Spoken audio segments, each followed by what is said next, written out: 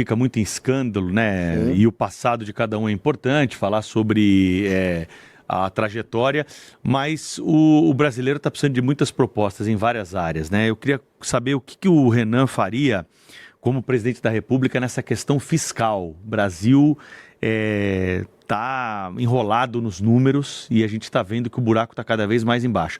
O que o Renan faria como presidente da República para consertar as contas do país? Olha, essa é a típica pergunta que os outros pré-candidatos vão se enrolar e vão dar uma fugida. Porque é o seguinte, falando aqui, olhando para a câmera, o Brasil está quebrado, o Brasil está detonado, o Brasil está destruído.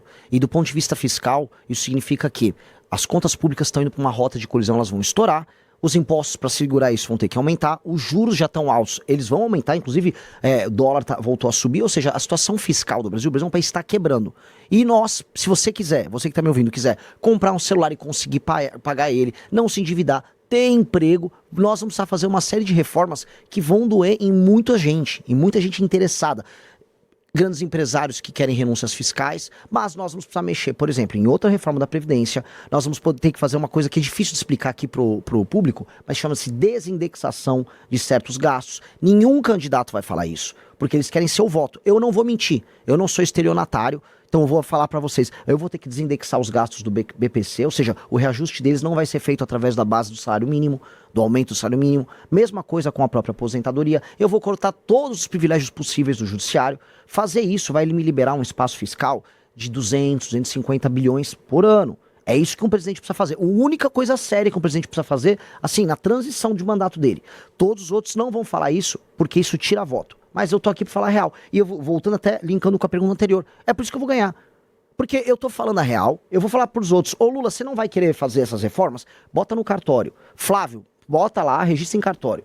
Porque eles estão mentindo. Todo mundo sabe que vai precisar fazer uma reforma fiscal pesadíssima no Brasil. Que é a reforma fiscal que no fim do dia vai permitir que uma pessoa consiga comprar um celular e não ficar endividado. Presidente da República, no atual cenário que a gente tem com o parlamento, tem condições de fazer isso sem essa articulação política, por vontade própria? Tipo, o presidente tem essas ideias que você está apresentando aqui, ele consegue executar imediatamente? Olha, a PEC fiscal minha... Tem que passar pelo parlamento. Lógico, mas eu vou dar um exemplo para você.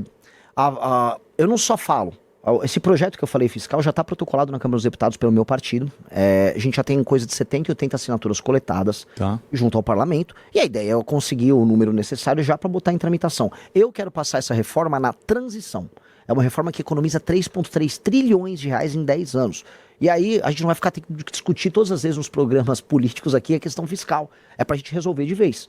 E se eu venci, vamos colocar em perspectiva, se eu ganhei a eleição vindo de um partido que tem 6, 7 meses de idade, significa que eu fui um fenômeno eleitoral. Sendo um fenômeno eleitoral, o espírito do tempo no Congresso, ele vai estar sendo pautado por mim e por essa agenda. Então eu não terei tanta dificuldade, pelo menos no início. Depois, a gente sabe que o Congresso vai fazer o necessário para querer, né, me botar uma faca no meu pescoço para querer grana, que é isso que o Congresso quer. Só que aí eu tenho que trabalhar com relação de forças de uma maneira... Precisa mudar esse esquema das emendas na tua avaliação? Com certeza. E como faz para mudar isso? Tem que mudar o sistema político brasileiro. E o sistema político brasileiro parte da base.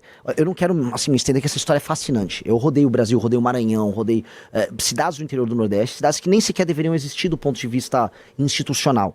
São cidades que apenas vivem de receber dinheiro do governo federal. E como é que rola a vida política lá? A emenda do deputado vem...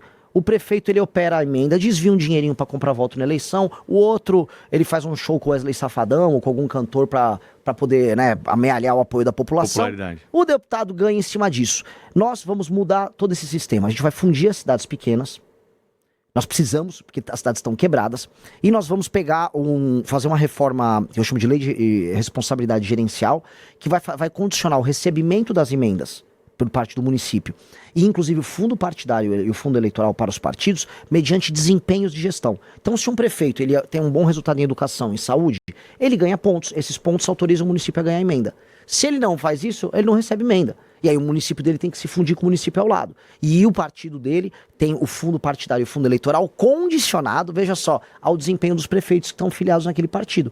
Portanto, quanto melhor for um prefeito, mais dinheiro o partido tem. Quanto pior o prefeito, pior, menos dinheiro o partido tem. E menos emenda o deputado pode usar. Então a gente faz uma revolução mudando os sistemas de incentivo. Pelo seu cálculo, nós temos 5 mil municípios no Brasil. 5.570. Cairíamos para quanto, assim? Teria que cair para pelo menos, para a gente racionalizar, tem um estudo da Universidade Federal da Paraíba que vai nessa linha, para coisa de 2.300. Pela metade, quase.